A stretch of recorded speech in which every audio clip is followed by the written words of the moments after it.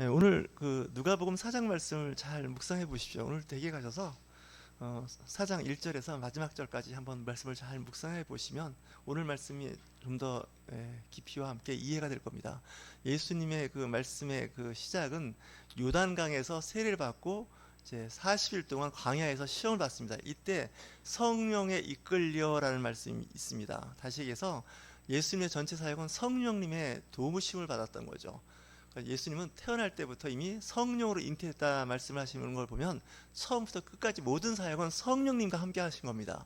우리 삼위일체 하나님 중에서 성부 하나님, 성자 예수님 제3위에 해당되는 성령 하나님에 대해서 우리가 좀 약간 느낌이 좀 약하지 않나 이런 생각이 드는데 굉장히 중요한 부분입니다. 예수님도 이제 마지막 부활하셔서 제자들 앞에 나타나셨을 때 하신 말씀이 한숨을 쉬시면서 성령을 받으라라고 말씀을 하십니다.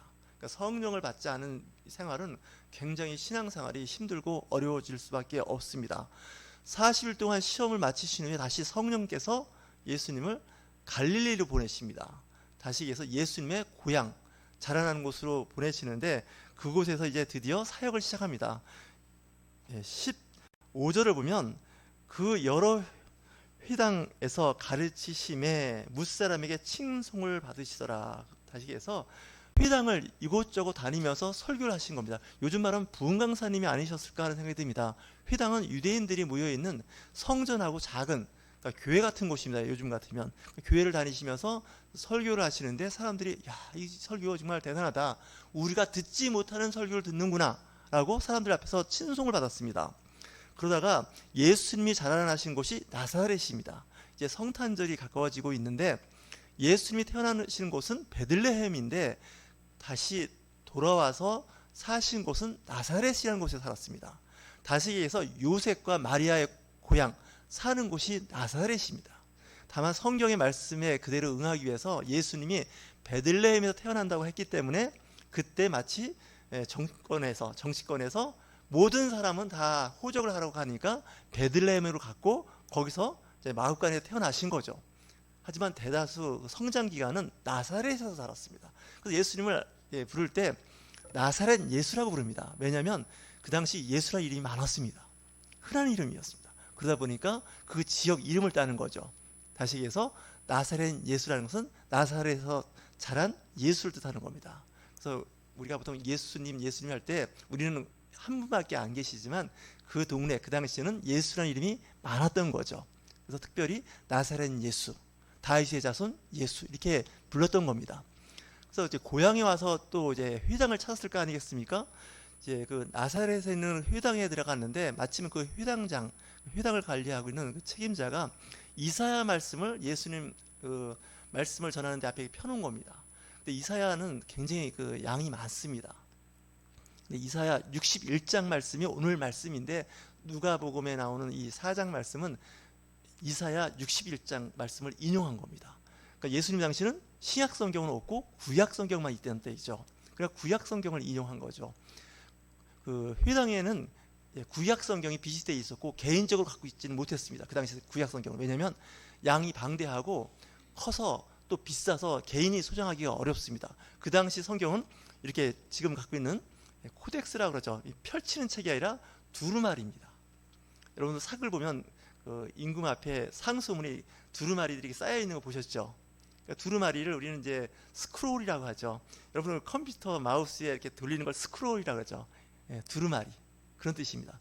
그러니까 오늘 이제 말씀을 보면 그 성경이 이제 펴졌다라고 말씀되어 있는데 사실은 성경을 두루마리를 펼쳤다는 말이 더 정확한 표현일 겁니다. 다만 이제 현대인들이 이해하기 좋게끔 책을 폈다라고 말씀하시는데 그 말씀이 이사야 61장 오늘 말씀인데 주의 성령이 내게 임하셨으니 가난한 자에게 복음을 전하게 하시려고 내게 기름을 부으시고 라고 되어 있습니다.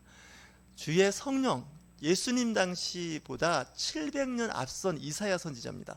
지금 우리나라로 치면요 아마 태조 이성계 시대가 아마 700년 전후이지 않을까라는 생각이 듭니다. 굉장히 오래전에 선지자가 써놓은 그 기록을 예언서를 펼친 겁니다. 그러니까 예수님이 예언서를 펼친 거죠. 선지서를 펴시고 보시니까 주의 영이 임했다는 겁니다. 성령이 임했다는 거죠. 그때 임했을 때 나타나는 현상이 어떤 현상이냐 새로 오실 메시아를 기다리는 거죠. 메시아라는 히브리어고요. 그리스도라는 말은 헬라어입니다. 그러니까 언어의 차이가 있을 뿐이지 사실은 똑같은 뜻입니다. 나라 말이 다를 뿐이죠. 메시아가 올 텐데 그 메시아는 어떤 메시아냐? 성령의 임재가 있는 메시아라는 거예요. 자기 의지가 아니고 성령이 임했을 때 어떤 일이 벌어지느냐? 가난한 자에게 복음이 전파된다는 거예요. 그리고 또 포로된 자에게 자유를, 눈먼 자에게 다시 보게 함을, 그리고 눌린 자에게 자유롭게 하려고 하셨다고 말씀을 하시고 있는 거죠. 예수님께서도 말씀하시지 않습니까? 요한복음 8장에서 말씀, 진리를 알지니 진리가 너희를 자유케 한다는 거예요. 근데 여러분 자유로우신가요? 전쟁 포로라고 생각하시죠? 포로하면. 하지만 사실 전쟁 포로 말고도 우리가 살면서 약간 그 포로 같은 삶을 살 때가 있습니다. 사업장도 직장도 학교도 심지어는 교회 자체도 혹시 포로가 된 것이 아닌가 이런 생각이 들 때가 있죠. 포로의 특징은 뭘까요? 자유가 없습니다. 다시해서 잘못된 그 단체나 공동체에 들어가면 자유가 없으십니다. 신앙생활 할 때 굉장히 중요한 부분이 자유거든요. 그 자유함이 주님 안에서의 자유입니다. 세상이 주는 자유가 아니고 하나님께서 주시는 자유인데 그 자유를 어떻게 누리고 사느냐가 중요한 거죠. 다시 얘기해서 성령의 임재가 있고 그리고 예수 그리스도를 영접한 자에게는 자유함을 주신다는 거예요. 세상의 근심 걱정이 얼마나 우리를 짓누르고 있습니까? 그리고 질병이 나를 더 힘들게 할 때가 많이 있는데 성령의 임재가 있는 사람들에게는 그 눌림, 포로되고 또 보지 못한 것을 보게 된다는 것이죠. 특별히 그 그리스도인들은 영적인 눈이 뜨여져서 볼 수 있습니다. 분별력이 생깁니다. 그리고 여러 가지 세상적으로 근심 걱정이 나를 짓누르고 억압할지라도 그 가운데서 자유함이 있다는 것이죠. 메시아의 그 메시지가 바로 이런 부분입니다. 이렇게 설교를 하신 후에 이제 이런 말씀을 하십니다. 19절에 주의 은혜의 해를 전파하게 하려 하심이라. 주의 해라는 것은 요즘 말하면 이런 뜻입니다. 안식년, 축제를 뜻하는 겁니다. 이스라엘 사람들은 7년째가 되면 안식년이라 해서 빚을 탕감해주고 그리고 어떻게 보면 종으로 왔던 사람들 그런 사람을 풀어주는 관습이 있고요. 그 7년째 된 것을 7번 하면 희년이라 그래서 그때는 정말 아주 큰 축제를 벌립니다. 다시 해서 예수님이 오셨다는 것은 이 땅에 기쁨과 은혜와 즐거움을 주시려고 이 땅에 오셨다는 거죠. 그러면서 이제 예수님의 그 말씀을 잘 들어보면 정말 좀 특이했습니다. 제가 봐도 아마 제가 그 당시 있었으면 예수님 설교는 정말 특별했는데 이런 생각도 해봅니다. 거의 2단 수준이 아니었을까 이런 생각을 해봅니다. 예수님의 설교가 그 당시 2단 수준이었어요. 정통적인 바리새인이나 서기관, 사두개파 사람들이 들을 수 없는 설교입니다. 그러니까 사람들이 정말 일반 서기관이나 바리새인들이 하는 설교하고 너무나 다르구나 이렇게 생각을 하게 된 거죠. 그러면서 이제 이렇게 말씀을 하시는데, 자, 은혜로운 말씀이 너희들에게 임했으니 자유함을 가지라는 거예요. 이 구약 모세 율법이 사실은 사람을 사랑하고 사회 질서를 지키고 복을 주기 위한 말씀인데 이 말씀이 잘못하면 이게 사람을 억압하는 구조가 되어버립니다. 이 율법적으로 사람을 억압하게 되면 정말 이 삶이 더 힘들어집니다. 신앙생활 잘못하면요, 신앙생활하기 전보다 더 나빠집니다. 이건 진짜 할 말은 아닌 것 같은데 예수 안 만났으면 저 사람 더 행복할 것 같은데 예수 만나서 불행한 사람이 있습니다. 그 교회 안 다녔으면 더 좋을 사람인데 그 교회 다녀서 불행하게 사는 사람을 봤습니다. 왜 그러냐면 잘못 믿고 있는 겁니다. 잘못 신앙생활하고 있는 겁니다. 다시 얘기해서 신앙생활을 잘못 잡히면 정말 평생 고생하고 집안 식구들을 다 파탄내버립니다. 근데 또 일부에서는 그렇게 믿는 걸 잘 믿는 것처럼 착각도 하는데 저는 좀 그거 좀 안 좋지 않은 거다라고 생각을 해봅니다. 예수님께서 설교를 하셨는데 그 후유증이 나타납니다. 이 누가복음 4장에 이런 말씀을 합니다. 그들이 다 그의 증언하고 그의 입으로 나오는 바 은혜의 말을 놀랍게 여겨 이르되 이 사람이 요셉의 아들이 아니냐 이렇게 얘기한 거예요. 그러니까 고향에 들어와서 설교를 했더니 좀 특별하네 설교가. 근데 그 사람을 보니까 과거에 이 나사렛에서 자란 요셉의 아들 예수네 이렇게 평가가 되는 거예요. 그러면서 그 성장 과정을 다 알고 있는 거예요. 그러니까 예수님이 어릴 때 해외에 유학 가가지고 뭐 인도 가서 공부하고 온 거 아니냐 뭐 이렇게 얘기하는 사람들이 있는데 저는 그거 믿지 않습니다. 예수님은 나사렛에서 자라고 거기서 성장했습니다. 동네 사람이 다 알고 있는 거예요. 그 어머니와 누이들도 다 알고 있는 거예요. 예수님이 장남인데 그 밑에 여동생도 있고 남동생도 있습니다. 카톨릭에서는 성모 마리아를 이렇게 존중하다 보니까 예수님의 어머니 성모 마리아는 평생 독립정녀로 살았다 이렇게 얘기를 하는데 저는 그거 믿지 않습니다. 그럴 리가 없습니다. 부부 생활도 안 하고 그냥 혼자 살았다 남편하고. 이거 뭐 이해가 안 되는 거죠. 성경은 분명히 6남매 7남매를 둔 겁니다. 그래서 보니까 요셉의 아들, 요셉은 직업이 목수였고 아들 예수도 목수 일을 했던 사람입니다. 저 사람 우리 집 수리할 때 와서 일해준 사람인데, 아버지하고 아니면 동네 사람들하고 이걸 다 기억하고 있는 거예요, 사람들이. 근데 그가 회당에서 설교를 하니까 좀 특이한 거예요. 왜냐?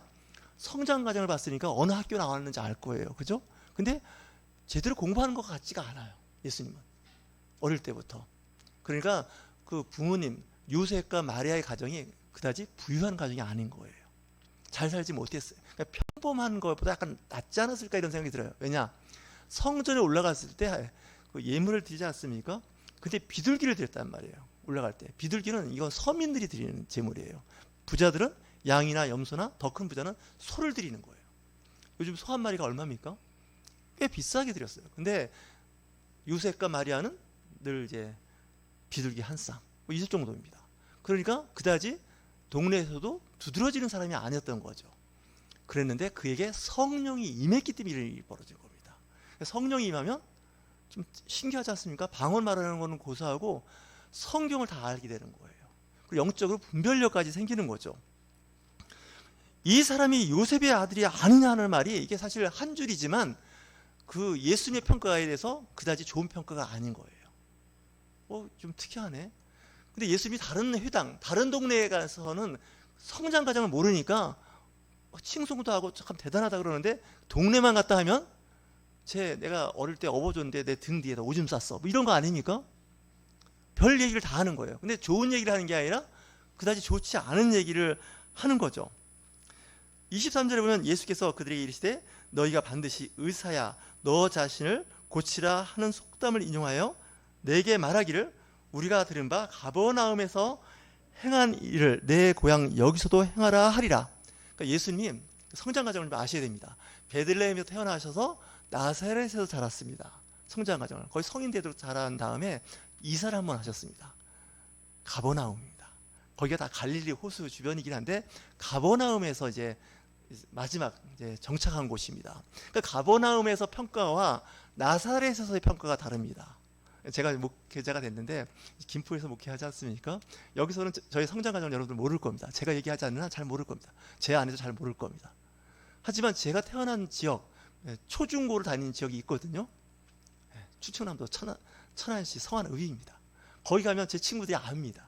학교 다니는 걸. 다는 모르지만 학교 생활을 기억할 겁니다. 거기서 무슨 말을 하면 친구들이 저 친구 목사가 됐다면서 뭐 그럴 거 아니겠습니까? 그러면서 뭐 중고등학교 때 보니까 뭐 목회자가 될 줄 알았어, 이렇게 하는 사람도 있지만 그쪽은 아니었던 것 같은데 어떻게 어느 날 갑자기 목사가 됐다네, 뭐 이렇게 되지 않겠습니까?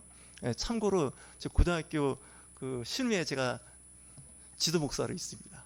그래서 아침마다 여러분들한테 글 올리는 거 그 이상으로 18명에게 아침마다 단톡방에 글을 올립니다. 한 친구가 늘 아멘 하면서 이렇게 리플을 달아주고 있는데 자랑입니다. 전 비교적 그 고등학교 친구들한테서는 이렇게 나쁘게 평가를 안 받은 것 같습니다. 그래서 단체로 어디 가면 꼭은 아닌데 거의 80-90%는 제가 기도하고 출발하고 식사 기도도 하고 그럽니다. 근데 그쪽 친구들이 평가하는 거하고 여러분들이 저를 평가하는 거하고 또 제가 늦게 신학을 공부했지 않습니까? 또 신학교나 그 외에 뭐 신학대학원에서 평가하는 건 또 다릅니다. 사람은 다 그 위치에 따라서 주어진 환경에 따라서 다 다른데 뭐 어느 곳에서는 긍정적인 평가를 받는가 하면 어디서는 아주 부정적인 평가를 받는 그런 경우도 있죠. 뭐 가능하면 동일하게 다 긍정적인 평가를 받고 살면 좋겠죠. 목회도 그렇게 하면. 여러분들도 마찬가지 아니겠습니까? 동네에서 나를 평가하는 거하고 가정, 집에서 나를 평가하는 거하고 직장에서 나를 평가하는 게 다 같으면 좋은데 같지 않을 수 있습니다. 한쪽에서는 아주 평가가 별로 좋지 않은데 비해서 다른 한쪽에서 평가가 올 수 있는데 어쨌든 사람마다 다 그럴 수 있습니다. 참 쉽지는 않지만 가정에서 평가받는 게 가장 중요한 것 같아요. 제가 보기엔요. 집안 식구들, 특히 아내, 아들, 딸, 뭐 이렇게 손자, 손녀에게 평가받는 게 참 중요하고요. 저는 이런 생각을 해봤어요. 그것보다 더 중요한 건 사위와 며느리한테 평가받는 게 더 중요한 것 같아요. 그런 생각 안 해보셨어요? 남이잖아요. 근데 결혼이란 제도에 의해서 한 식구가 됐잖아요. 그러니까 좀 더 객관적으로 평가할 수가 있어요. 아들과 딸은 그래도 이제 피부치라고 그래도 평가할 때 좀 이렇게 플러스 알파가 있습니다. 뭐 플러스 알파가 없고 플러스가 아니라 마이너스 알파가 있는 분도 있는 것 같긴 해요. 근데 있어요. 근데 이때 어떻게 평가를 받느냐가 굉장히 중요해요. 근데 예수님의 평가는 좀 달랐던 것 같아요. 지역마다 장소마다 평가가 달랐어요. 한쪽에서는 정말 바리새인이나 서기관에 비해서 설교가 정말 좋다. 정말 생명의 말씀이다. 우리가 정말 그동안 잘못 들었구나. 이렇게 생각하는 그룹이 있고, 한 그룹은 율법을 파괴하고 율법을 지키지 말라고 권면하는, 그리고 스스로 그 율법을 파괴하는 사람이 아닌가라는 말을 듣기 시작했던 거죠. 어떻게 말씀을 하고 계시냐면, 선지자가 고향에서는 환영을 받는 자가 없느니라 라고 말씀하고 있습니다. 아니, 어떻게 그런 일이 일어날 수 있을까요? 선지자가, 그러니까 긍정적인 선지자입니다. 하나님 보낸 선지자가 고향에서는 대접을 못 받는다는 거예요. 예수님도 선지자적인 역할을 하셨거든요. 예수님도 고향에서 평가를 잘 받지 못했다는 거죠. 그러면서 이제 한 비유를 드는데, 이 비유를 이렇게 들으면 정말 예수님 적 많이 생깁니다. 설교할 때 설교 잘해야 됩니다. 이 설교 잘못하면 설교로 인해서 설교자가 적을 많이 만들어내는 수가 있습니다. 근데 예수님은 적을 많이 만들어내는 설교를 하셨습니다.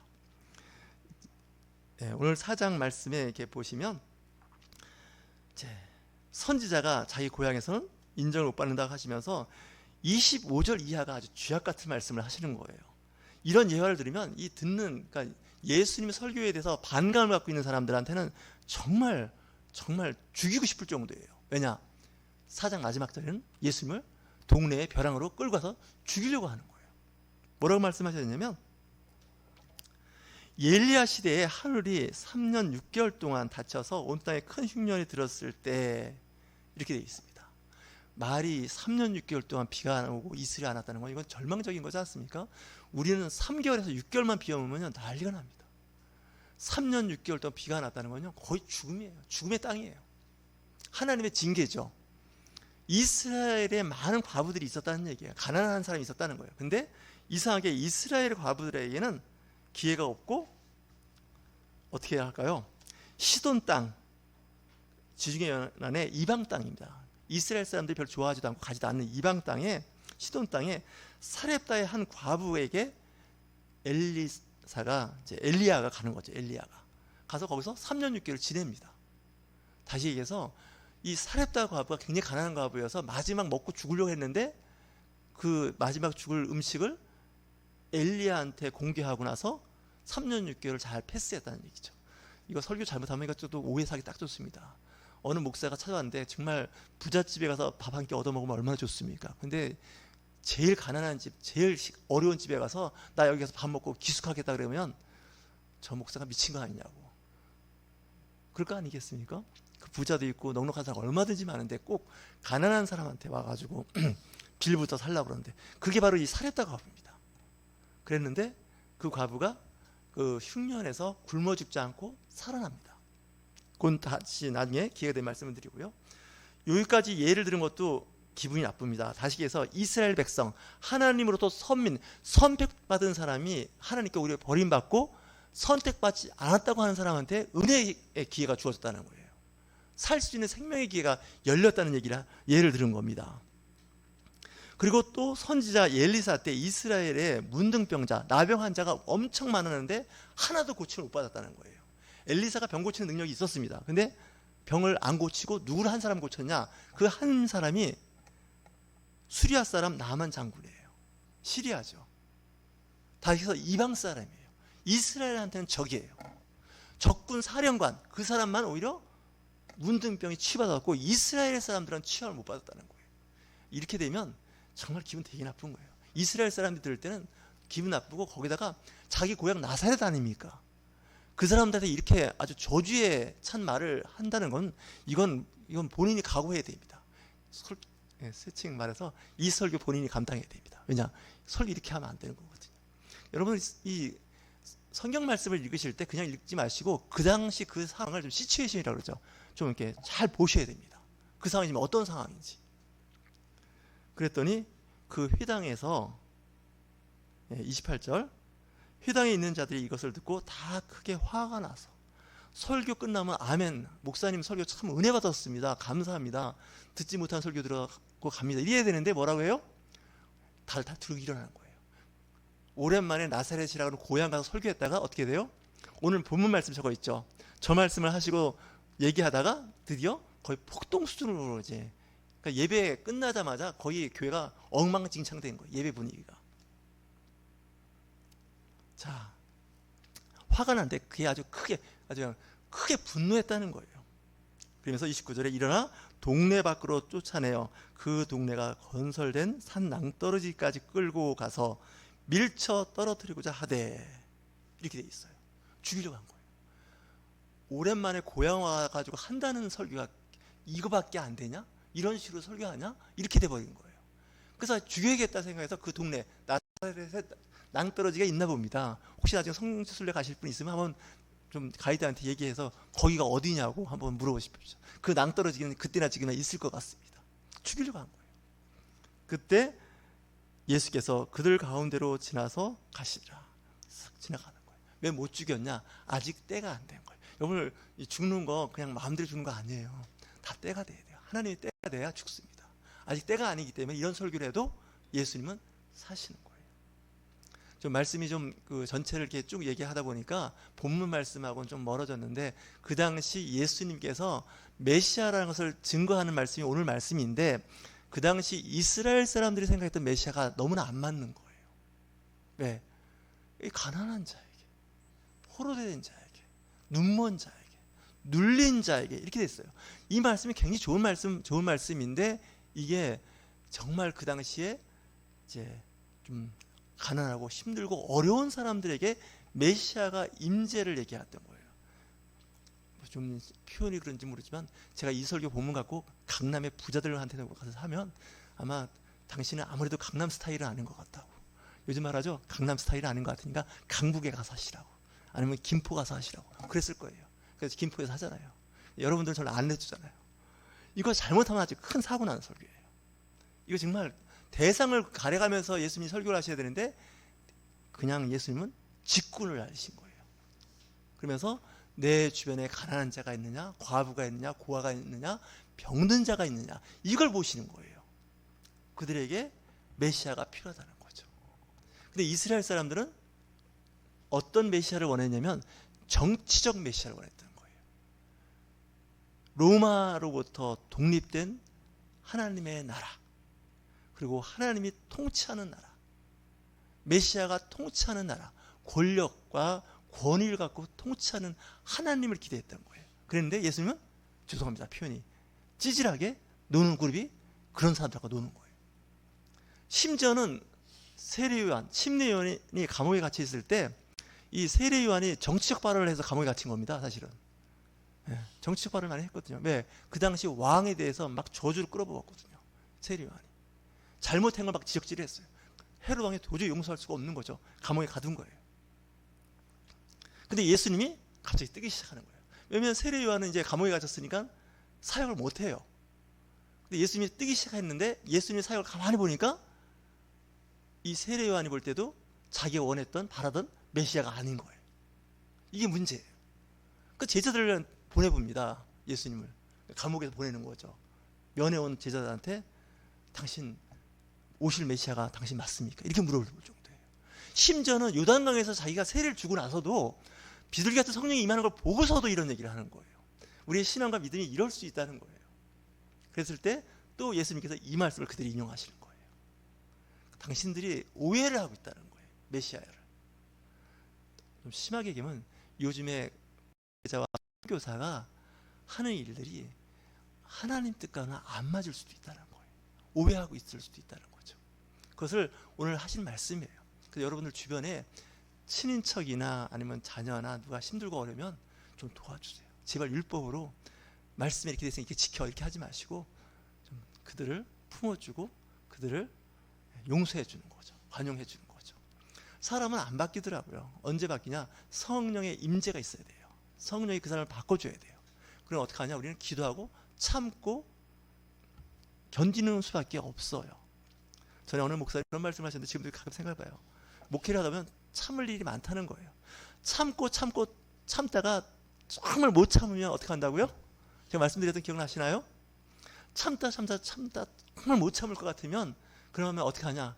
그래도 참아야 된답니다. 예. 이게 우리의 그리스도인들의 삶이에요. 근데 우리는 못 참죠. 예. 그래서 참다 못 참으면 또 참아야 된다. 이 말씀이 바로 이 시대에 우리 그리스도인들이 살아가야 할 말씀이 아닌가 생각이 들어요. 앞을 못 보는 사람들에게, 눌린 사람들에게 영적으로 해석하시면 참 좋습니다. 그래서 여러분들 세상을 좀 크게 넓게 여유 있게 바라보십시오. 이 강박증과 조급증이 있으면 신앙생활 잘할 것 같은데 물론 잘할 수 있습니다. 근데 자칫 잘하면 오래 못 갑니다. 다 번아웃돼서 나가 떨어져 있습니다. 그래서 이 신앙생활은 마라톤과 같기 때문에 여러분들 신앙생활 때 힘드실 때 장기전을 하셔야 됩니다. 저 여러분 오늘 말씀을 잘 묵상하시면서 이 시대를 분별하면서 정말 예수님께서 하신 그 메시아의 그 생각, 오시는 그 뜻이 무엇인지 잘 묵상하시는 저와 여러분이 되실 주의로 축복합니다.